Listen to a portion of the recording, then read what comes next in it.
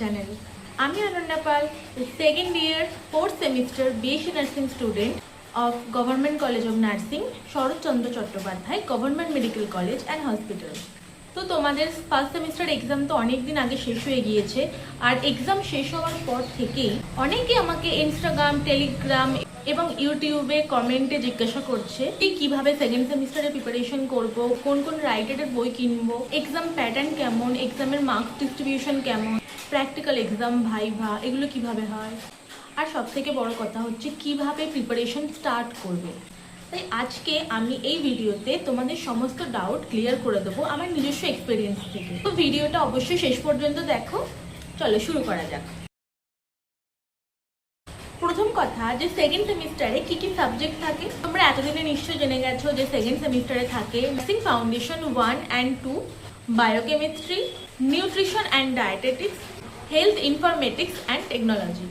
এবারে সবার আগে তোমাদের মার্কস ডিস্ট্রিবিউশনটা বুঝে নিতে হবে। প্রথমেই বলি nursing foundation 1 and 2।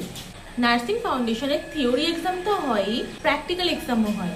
Nursing foundation 1 and 2 মিলিয়ে 100 মার্কসের থিওরি এক্সাম এবং 100 মার্কসের প্র্যাকটিক্যাল এক্সাম হয়।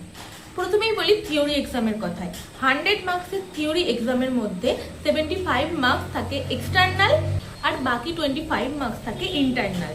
তো নার্সিং ফাউন্ডেশন থিওরিতে 100 মার্কস তো হয়ে গেল থিওরিতে। এরপর নার্সিং ফাউন্ডেশনে 1 and 2তে যে প্র্যাকটিক্যাল এক্সামটা হয় সেখানেও থাকে 100 মার্কস। এখানে 50 মার্কস থাকে ইউনিভার্সিটি এক্সটার্নাল এক্সামের জন্য আর বাকি 50 মার্কস থাকে কলেজের ইন্টারনাল এক্সামের জন্য। তাহলে nursing foundation 1 and 2 theory and practical মিলিয়ে 200 মার্কস ক্যারি করছে। এরপর আসি nutrition and biochemistry. Nutrition and বায়োকেমিস্ট্রির মোট 100 মার্কসের এক্সাম হয়, যার মধ্যে 75 মার্কস হয় ইউনিভার্সিটি এক্সাম আর 25 মার্কস এটা হয় ইন্টারনাল বা কলেজের এক্সাম। এবার এই যে 75 মার্কস, এর মধ্যে 50 মার্কস থাকে নিউট্রিশন আর 25 মার্কস থাকে বায়োকেমিস্ট্রি। বায়োকেমিস্ট্রি আর নিউট্রিশনের মধ্যে নিউট্রিশন কিন্তু সব থেকে বেশি মার্কস ক্যারি করে, 50 মার্কস ক্যারি করে, যেখানে বায়োকেমিস্ট্রি মাত্র 25 মার্কস। আই থিঙ্ক আমি পুরোটা ক্লিয়ার করতে পেরেছি। তাহলে নার্সিং ফাউন্ডেশন প্র্যাকটিক্যালে 100 মার্কস, নার্সিং ফাউন্ডেশন থিওরিতে 100 মার্কস, বায়োকেমিস্ট্রি নিউট্রিশন মিলিয়ে 100 মার্কস। এছাড়াও তোমাদের সাথে অ্যাড হবে হেলথ ইনফরমেটিক্স অ্যান্ড টেকনোলজির 50 মার্কস, যার মধ্যে 25 মার্কস হবে ইন্টারনাল এক্সাম আর 25 মার্কস হবে ইউনিভার্সিটি এক্সাম। কিন্তু ইউনিভার্সিটি এক্সামের পেপার কিন্তু ইউনিভার্সিটি থেকে বানানো হবে না, যেটা তোমাদের কলেজ থেকেই বানানো হবে। এবং তোমরা ফার্স্ট সেমিস্টারে যেমন ইংলিশ এক্সাম দিয়েছিলে তেমনই কিন্তু এখানে হেলথ ইনফরমেটিক্স এক্সামটা হবে। কিন্তু আরেকটা জানানোর বিষয় হলো এটাই যে ইংলিশ কিন্তু আগের বার ফার্স্ট সেমিস্টারে তোমাদের ফুল মার্কসের সাথে অ্যাড হয়নি, মানে ইউনিভার্সিটির রেজাল্টে অ্যাড হয়নি ইংলিশের মার্কসটা, কিন্তু এবার অ্যাড হবে। হেলথ ইনফরমেটিক্সের 50 মার্কস তোমাদের রেজাল্টে কিন্তু অ্যাড হবে, তাই তোমাদের টোটাল 350 মার্কস এক্সাম হবে সেকেন্ড সেমিস্টারে। এবারে বলি যে কোন কোন বই পড়তে হবে। এখানে আমি একটা খুব ইম্পর্টেন্ট কথা, যেটা তোমাদের ফার্স্ট সেমেও বলেছি আর এখানেও বলছি, সেটা হচ্ছে যখনই বই কিনবে বইয়ের ওপরে যেন এই কথাটা লেখা থাকে যে as per revised INC syllabus for BSc nursing. কোনো বই কিনতে গিয়ে যদি এই লেখাটা না পাও তাহলে কিন্তু সেই বইটা পার্সোনালি আমি বলছি কিনবে না, কারণ এইসব বইগুলোতে সিলেবাসটা সেভাবে সাজানো থাকে না আমাদের ইউনিভার্সিটি সিলেবাস ওয়াইজ। তো তোমরা প্রথমেই এই জিনিসটা দেখবে। এরপর হচ্ছে কোন রাইটারের বই তোমরা কিনলে বেনিফিট পাবে। আমি যে বইগুলো বললে আমি সেগুলোর কথাই বলছি। আমি নার্সিং ফাউন্ডেশন 1 and 2 এর জন্য আইসলিমেন্ট অ্যান্ড ইমেজ পাবলিকেশনের বই পড়েছি। এছাড়াও নার্সিং ফাউন্ডেশনের পটার অ্যান্ড পেরি যে সাউথ এশিয়া ভার্সনটা ছিল সেটাও পড়েছিলাম, কিন্তু ওটা সাইডে বেশিরভাগ পড়েছিলাম যে আইসলিমেন্ট অ্যান্ড ইমেজ পাবলিকেশনের বইগুলো। এরপর আসছি বায়োকেমিস্ট্রি অ্যান্ড নিউট্রিশন। বায়োকেমিস্ট্রি এবং নিউট্রিশনে দুটো একসাথে একটা বই পাওয়া যায়, সেই বইটাই কিনেছিলাম। তো আমি যে বইগুলো পড়তাম সেগুলো হলো হারবার্নস লাল আর আইসলিমেন্ট, এই দুটো বই আমি পড়তাম। এই বইগুলোতে ল্যাঙ্গুয়েজটা কম্পারেটিভলি সাজানো থাকে এবং পয়েন্ট ওয়াইজ লেখা থাকে, ফ্লোচার্ট, ডায়াগ্রাম এগুলো থাকে বলে আমার এই বইগুলো খুব ভালো লেগেছে। আর হেলথ ইনফরমেটিক্স অ্যান্ড টেকনোলজির জন্য আমি পার্সোনালি কোনো বই পড়িনি।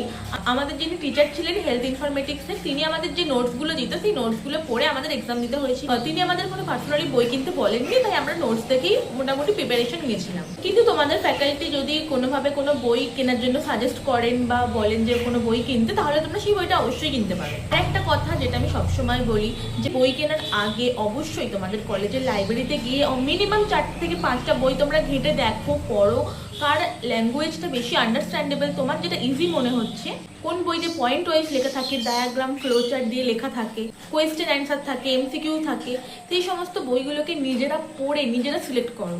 যে বইগুলো ভালো লেগেছে সেগুলো তোমাদের ভালো নাও লাগতে পারে, সকলের পার্সোনাল চয়েস আলাদা হয়, সকলের লার্নিং ক্যাপাসিটি আলাদা হয়। তাই তোমাদেরকে আমি এই বইগুলোর নাম বললাম যেগুলো আমি নিজে পড়তাম। এবার তোমরা তোমাদের লাইব্রেরিতে গিয়ে দেখো যে কোন বইটা পড়ে তোমাদের বেশি ইজি লাগছে, তো তোমরা সেই বইগুলো নিজেরা কিনতে পারো। তবে অবশ্যই যে বইটা তোমরা চুজ করবে সেটা যেন অবশ্যই আইএনসি সিলেবাস ওয়াইজ হয়। কিভাবে প্রিপারেশন নেবে, প্রথমেই বলি বায়োকেমিস্ট্রি সাবজেক্টটাকে অনেক স্টুডেন্টরাই কিন্তু খুব ভয় পায়, কারণ এটা কিন্তু স্কুল লেভেল বায়োলজির থেকে কিন্তু একটু আলাদা হয়। শুরুতে একটু ডিফিকাল্ট লাগতে পারে, তবে বিশ্বাস করো খুবই ইন্টারেস্টিং সাবজেক্ট, তোমাদের পড়তে পড়তে মজা লাগবে। আর যদি প্রত্যেকটা কনসেপ্ট ধরে ধরে বুঝতে পারো তাহলে দেখবে যে খুবই ইজি সাবজেক্ট বায়োকেমিস্ট্রি। আমি পার্সোনালি আমাদের যে ক্লাস হতো, ক্লাসে ভালো করে টপিকটা বুঝতাম, ক্লাসে নোটস লিখতাম যেটা আমাদের ফ্যাকাল্টিরা পড়াতেন, তারপর বাড়ি এসে বই পড়তাম। নোটস আর বই দুটোকে কম্বাইন করে নিজের একটা নোটস বানাতাম। এর ফলে কি হতো, পরীক্ষার সময় আমার অনেক সুবিধা হয়েছিল। আমি শুধুমাত্র নোটসটাকে রিভিশন করে চলে গিয়েছিলাম, আমাকে আর বই পড়তে হয়নি।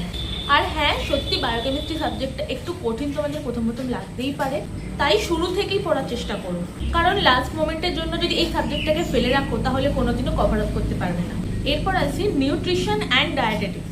নিউট্রিশন সাবজেক্টটা আমার পার্সোনালি খুব ফেভারিট সাবজেক্ট ছিল, খুব ইজি সাবজেক্ট। আমরা ছোটোবেলা থেকেই পড়ে আসছি যে carbohydrate, fat, protein, vitamin, minerals, এই জিনিসগুলোই একটু ডিটেলসে ডিসক্রাইব করে দেওয়া আছে, এর থেকে বেশি কিছু না। খুবই সহজ সাবজেক্ট। আর হচ্ছে নিউট্রিশন খুব স্কোরিং সাবজেক্ট, কারণ এই সাবজেক্টে তোমাদের 50 মার্কস ক্যারি করে, যেখানে বায়োকেমিস্ট্রি মাত্র 25 মার্কস। তাই নিউট্রিশনকে কখনোই হালকাভাবে নেবে না।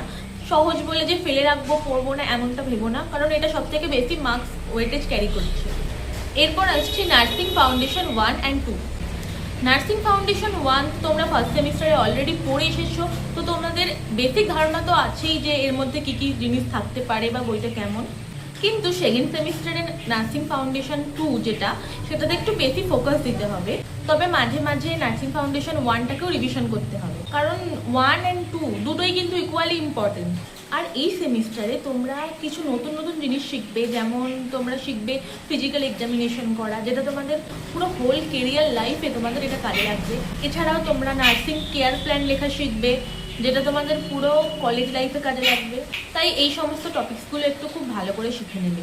আর নার্সিং ফাউন্ডেশন 2তে মেনলি কী আছে, এখানে মেনলি তোমাদের যে প্র্যাকটিক্যাল এক্সামের প্রসিডিউরসগুলো সেগুলোকে ডেসক্রাইব করা আছে নার্সিং ফাউন্ডেশন 2তে। আর যেহেতু নার্সিং ফাউন্ডেশন 1 and 2 এই সাবজেক্টটা অনেকটা ভাস্ট সিলেবাস, তাই এটাকে শুরু থেকেই পড়ার চেষ্টা করবে। আর পারলে গ্রুপ স্টাডি করবে। আমরা কি করতাম বলো তো, আমরা গ্রুপ স্টাডি করতাম, আমরা একে অপরকে আমাদের নিজেদের পড়া টপিকগুলো বুঝিয়ে দিতাম, কিংবা আমরা যে পিওয়াইকিউগুলো পেতাম, এক একটা চ্যাপ্টারের পিওয়াইকিউ এক একজন করে সলভ করে বাকিদের শেয়ার করে দিতাম। এর ফলে আমাদের টাইম বাঁচতো আর পড়াটাও হয়ে যেত। এরপরে বলি নার্সিং ফাউন্ডেশনের প্র্যাকটিক্যাল এক্সাম বুঝতে গেলে প্রথমে আমাদের থিওরি জানতে হবে। থিওরি ভালো করে পড়ে সেই প্রসিডিওরটা ল্যাবরেটরিতে বা ওয়ার্ডে গিয়ে ভালো করে প্র্যাকটিস করতে হবে, তবেই কিন্তু প্র্যাকটিক্যাল এক্সামের দিনকে তুমি ঠিকঠাক আউটপুট দিতে পারবে। এখন তোমরা মেনলি ওয়ার্ডে গিয়ে যে কাজগুলো নর্মালি করো, যেমন vital sign, bed making, patient observation, history taking, এই সমস্ত কাজগুলোর বাইরে গিয়ে তোমরা যদি ফ্রি টাইম পাও তখন তোমরা এই সমস্ত প্রসিডিওরগুলো যেগুলো তোমরা থিওরিতে পড়লে এবং ল্যাবে প্র্যাকটিস করলে সেগুলো রিয়েল পেশেন্টের ওপর প্র্যাকটিস করো, তাহলে তোমরা রিয়েল সিনারিওগুলো বুঝতে পারবে, কোথায় কি অসুবিধা সেগুলো তো কোনো একটা ল্যাবে বসানো ডামির ওপরে তুমি পাবে না, সেগুলো রিয়েল পেশেন্টের ওপর করতে হবে, তবে শিখতে পারবে। আর হ্যাঁ, পেশেন্টের সাথে কমিউনিকেশন স্কিলে কিন্তু প্রচুর মার্কস থাকে। প্র্যাকটিক্যাল এক্সামের পেশেন্টের সাথে যত কমিউনিকেট করবে তত তোমার মার্কস বাড়বে। তো কমিউনিকেশন স্কিলটাকে ডেভেলপ করতে হবে। আর এই সেমিস্টারে তোমাদের প্রথম প্র্যাকটিক্যাল এক্সাম, তো বাইরে থেকে একজন ফ্যাকাল্টি আসবেন, অন্য কলেজ থেকে একজন ফ্যাকাল্টি এসে তোমাদের এক্সাম নেবেন। সেক্ষেত্রে অনেক রুলস অ্যান্ড রেগুলেশন থাকে, সেটা আমি তোমাদের একটা অন্য ভিডিওতে বলবো। যদি তোমরা সেই ভিডিওটা চাও তাহলে অবশ্যই আমাকে কমেন্টে জানিও যে তোমরা সেই ভিডিওটা দেখতে চাইছো। এরপর বলি যে তোমাদের কী কী অ্যাসাইনমেন্ট থাকে। দুটো ফিজিক্যাল এক্সামিনেশন, দুটো প্রেশার সোর অ্যাসেসমেন্ট, দুটো নার্সিং প্রসেস, একটা হেলথ অ্যাসেসমেন্ট মডিউল, আর একটা রিটার্ন ডেমো, আর একটা ক্লাস প্রেজেন্টেশন। মোটামুটি এই কটা জিনিস থাকে। বলতে গেলে অ্যাসাইনমেন্টের সংখ্যা কিন্তু আগের সেমিস্টারের থেকে বেশি, আর পরবর্তীকালে আরও সেমিস্টার এগোতে থাকলে অ্যাসাইনমেন্টের সংখ্যা আরও বাড়তে থাকবে। এরপর বলি ডিউটি নিয়ে। ডিউটি মেনলি মেডিসিন এবং সার্জারি দুটো ওয়ার্ডেই করতে হবে, যেমন ফার্স্ট সেমিস্টারে করতে। তো এবারে কিন্তু duty hours 8 AM to 1 PM পর্যন্ত হবে। ডিউটি আওয়ার্স অনেকটাই বাড়বে, থিওরি ব্লকটা একটু কমবে, তাই তোমরা তুলনামূলকভাবে অনেকটা কম সময় পাবে। সব কিছুর মধ্যে ব্যালেন্স মেনটেন করেই কিন্তু তোমাদের পড়াশোনা, ডিউটি, অ্যাসাইনমেন্ট সব কিছু মেনটেন করতে হবে। তাই শুরু থেকেই যদি তোমরা শুরু করো, রুটিন মেনটেন করো, তাহলে কিন্তু এই যাত্রাটা অনেকটা সুন্দর হবে, স্মুথ হবে, বেশি কষ্টও হবে না। এরপর বলি, তোমরা যদি সেকেন্ড সেমিস্টারের জন্য chapter wise PYQ, hand written notes এগুলো চাও, তাহলে আমার টেলিগ্রাম চ্যানেলে তোমরা জয়েন হয়ে যাও। লিঙ্ক আমি ডেসক্রিপশনে দিয়ে দেবো। আর আমি আস্তে আস্তে এই সমস্ত জিনিসগুলো তোমাদেরকে টেলিগ্রাম চ্যানেলে প্রোভাইড করতে থাকবো। তো আজকের ভিডিওটা এই পর্যন্তই। আশা করি তোমাদের সেকেন্ড সেমিস্টার নিয়ে যা যা ডাউট ছিল সেগুলো আমি ক্লিয়ার করতে পেরেছি। এরপরেও যদি তোমাদের কোনো ডাউট থাকে তোমরা অবভিয়াসলি আমাকে কমেন্টে জানিও। আর যদি আমাকে পার্সোনালি কিছু জানাতে চাও তাহলে সেটা আমার ইনস্টাগ্রামে জানাতে পারো তোমরা, সেই আইডিটাও আমি তোমাদের ডেসক্রিপশনে দিয়ে দিচ্ছি। আর ভিডিওটা হেল্পফুল লাগলে অবশ্যই লাইক করো, শেয়ার করো, আমার চ্যানেলটাকে সাবস্ক্রাইব করে দিও। তাহলে দেখা হচ্ছে পরের কোনো ভিডিওতে। বাই।